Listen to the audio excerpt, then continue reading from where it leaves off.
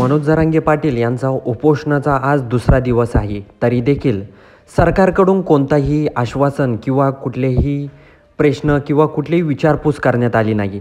पण जे महाविकास आघाडीचे आमदार आहे संदीप क्षीरसागर यांनी मनोज जरांगे पाटील यांची भेट घेतली आहे. भेटीदरम्यान त्यांनी त्यांची प्रकृती कशी आहे, काय आहे, सगळं काही विचारपूस केली. त्यानंतर त्यांनी पत्रकाराशी बोलताना म्हटलं आहे की जर मनोज जरांगे पाटील यांना काही झालं तरच लोक कशी रस्त्यावर उतरतात, त्यामुळं सरकारला लवकरात लवकर मनोज जरांगे पाटील यांची दखल घ्यावी लागेल. तर दुसरीकडं त्यांनी असं देखील म्हटलं आहे की वाल्मिक कराड यांना दवाखान्यामध्ये नेण्याचं काही कारण नाही, त्यांना काहीही झालेलं नाही आहे.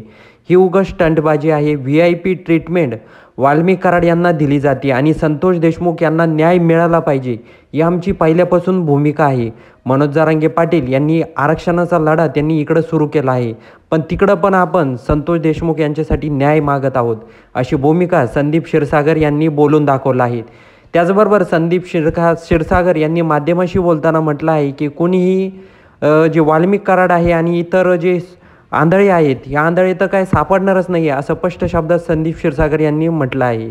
आणि इतर जे भेटतात त्यांना लवकरात लवकर फाशी द्या, अशी देखील मागणी संदीप क्षीरसागर यांनी माध्यमाशी बोलताना केली आहे.